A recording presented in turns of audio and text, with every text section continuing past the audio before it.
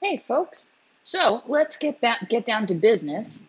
It always reminds me of the song from Mulan, and talk about the research project that we're going to be working on throughout the course. Okay, so this research project is going to be based on a particular novel of your choice. If you look at the primary source list on Blackboard, you'll see that I've provided some sources for you. That's not an exhaustive list. So if you have sources that a source that you would like to use that's written by an American author, then run it by me. Okay. The ones on that list have been vetted to make sure that you have all the secondary sources out there that you'll need, the scholarly sources that you'll need to work with, that you can choose from. So basically, I just want to make sure that if you're going off list, that you have access to scholarly sources about your primary source and that it's written by an American author and will provide you with enough kind of meat and potatoes to be able to move through this research project. Okay, in the instructor policies video, I did make mention that all of the three assignments, the annotated bibliography, the historiography, and the research paper would work together to give you the steps to a research project that you would want to use in creating any sort of bigger essay.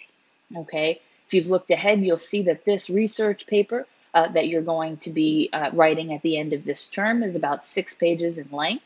Okay, and that might seem daunting to you right now, but as we continue to move through working with these secondary sources, you'll actually find that you have more than enough content to work with. Okay, so please don't be worried by that. So that being said, let's work through these different parts of the research project in just a few basic steps, okay? This is an overall understanding, and then there will be videos that help develop these essays or these assignments in greater depth throughout term, okay? So to start with, there are 3 parts of research in general, okay? The first part is gathering evidence. The second part is finding relationships within that evidence. And the third part is relating those relationships to your own ideas. Now, if this sounds familiar, awesome, right? Because this is essentially the same thing that we did for the argumentative essay in English 1101 and the literary analysis essays that we did in English 1102, if you've taken them here at Gwinnett Tech, and likely anywhere else. All right, so we're going to be doing those same steps, but we're going to be fleshing them out a little bit more fully since we've got one paper that we're working with across the entire term. So how does this relate to our course? Well, gathering evidence is going to be the annotated bibliography assignment, okay? Finding relationships within that evidence is historiography. And then relating those relationships to your ideas is our research paper, okay? So that's kind of how it will break down and end up affecting our course. So let's break down the annotated bibliography a little bit more. So for this assignment, you're going to find and analyze 6 secondary sources, which will be scholarly, and I'll show you how to tell the difference between something that's scholarly and popular if you're not already familiar with that. But what you'll do in this assignment is, 1, make sure that your in-text citations and works cited citations are formatted correctly and that you're using them when you are supposed to, okay? That's the part about formatting, is that will actually carry through the rest of your assignments. The second thing is that your annotated bibliography is going to make a repository of evidence for you to use later. Okay, you can look back at your annotated bibliography, see what each source is about, see how at that moment when you were doing your research, you thought you may apply it to your ideas. And so it gives you an opportunity to use this as a tool to remind yourself of what the sources are discussing and to remind you later of how you think you'll use this evidence. Okay, so please don't forget about the annotated bibliography as we move forward. An annotated bibliography is actually one of the most helpful tools that you can have in your arsenal when creating a research paper. So let's move on to historiography. What historiography does is it puts secondary sources into conversation with one another.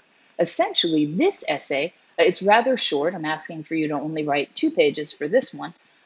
is to report what your sources are saying, the things that they discuss that are in common with each other. Now, when I say in common with each other, they could be disagreeing on the point that they're making, but that common point that they're discussing, right, can provide you with access there, right? Because that'll inform your choices for creating your own argument. If multiple sources are engaging with this same idea, then you have an opportunity to develop that idea from your own perspective later, right? For this one, your sources are in charge of the essay. You are just reporting the data that you're finding, okay? It helps you show the relationships between those ideas in those secondary sources, and it helps you as a scholar, right, a researcher, someone who is becoming an expert on this particular primary source that you've chosen, to familiarize yourself with what scholars are saying about this particular primary source, about the context of this primary source, right, where it comes from, why it was written, and all of this might be just supposition by these scholars, but if multiple points are intersecting here, right, then that provides you with a valuable resource. Okay, so you want to think about this as now digging through your evidence and developing the ideas that the evidence is providing for you. But your ideas don't enter into the historiography, right? At this point, we're still observers. Then, at the end, we have our research paper, okay? This research paper is going to be a literary analysis essay.